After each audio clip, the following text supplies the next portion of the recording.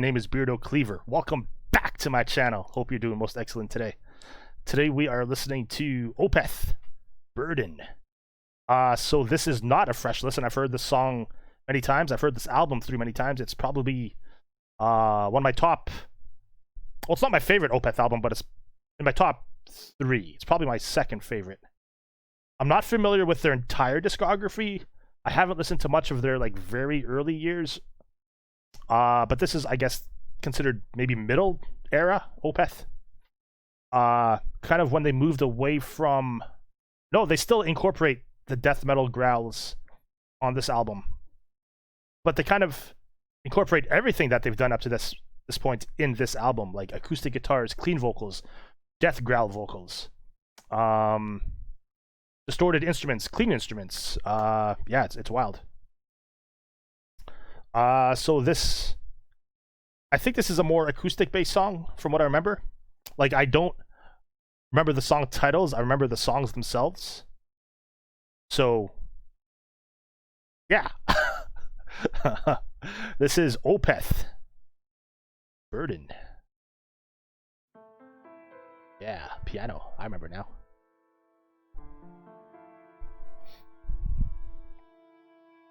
And the covers always intrigued me. It's like some person sitting at a desk, writing a note, perhaps. Yeah, you can see the outline of the chair right there, the wavy parts, and then... Yeah.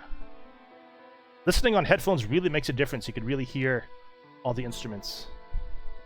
Very mournful, very, very sorrowful.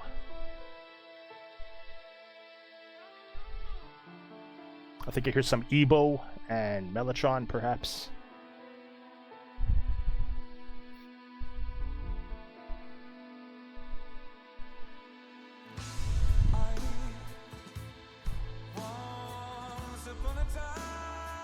Yeah, the singer, Michael Ackerfeld, he's got one of the most distinct and powerful voices in metal, in my opinion. His clean vocals are beautiful.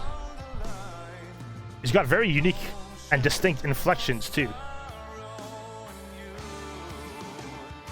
Just the way he like adds vibrato and sometimes ends the vocal line on like, he adds an interval to it, just like a legato or something to end it. Oh yeah, this song was recommended to me by my very good friend, Storybook Gamer. So if you haven't yet checked him out on Twitch and YouTube. Storybook Gamer. Thanks, buddy.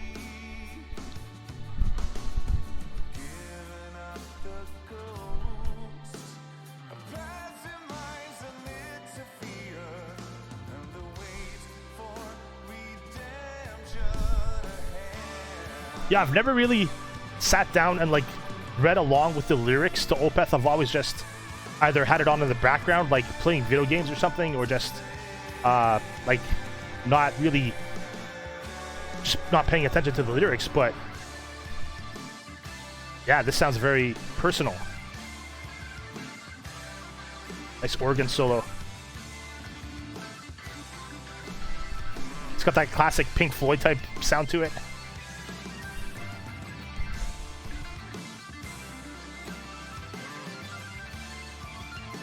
And yeah, this is the last album of Opeth before they started going completely like prog rock. I believe it was this album. Yeah, the next album after this was Heritage, and they went as far as to change the actual sound on the album. It sounds a lot less loud, more quiet. It's like they stopped caring about the loudness wars and compression. And they added dynamics back to the music. It sounds like it was literally recorded in the 70s.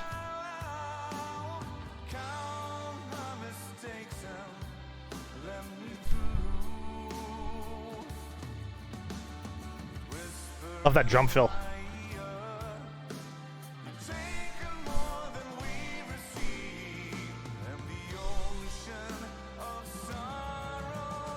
Nice build up.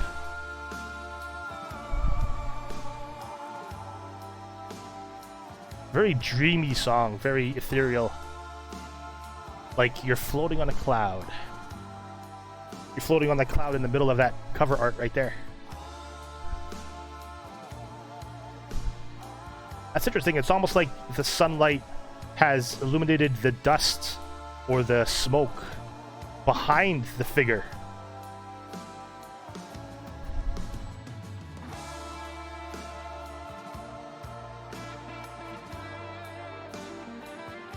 Very laid back and subdued guitar solo or guitar lead.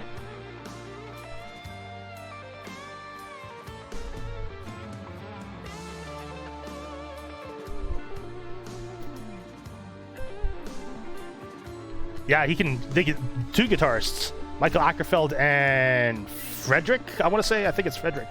They can both shred, but I think it's more important to know when to like stay back and lay back and play something a bit more appropriate to the song. Because I just like loud and soft, loud and soft and loud, fast and slow. Playing fast has a better effect if you mix in some slow notes in there too, some longer held notes. Because if you're just playing fast, it's like talking fast all the time or fast forwarding through a movie, and no one wants to do that.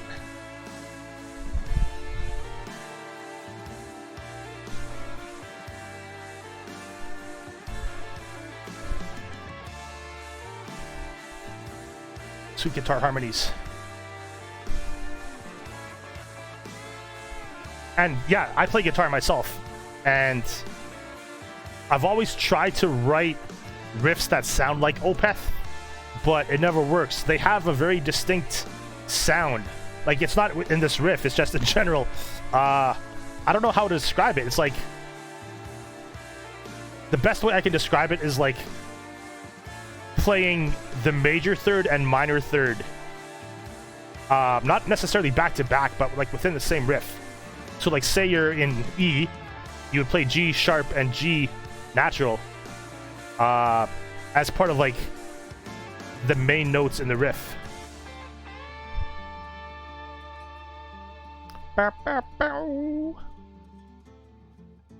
Oh yeah, this outro, I remember.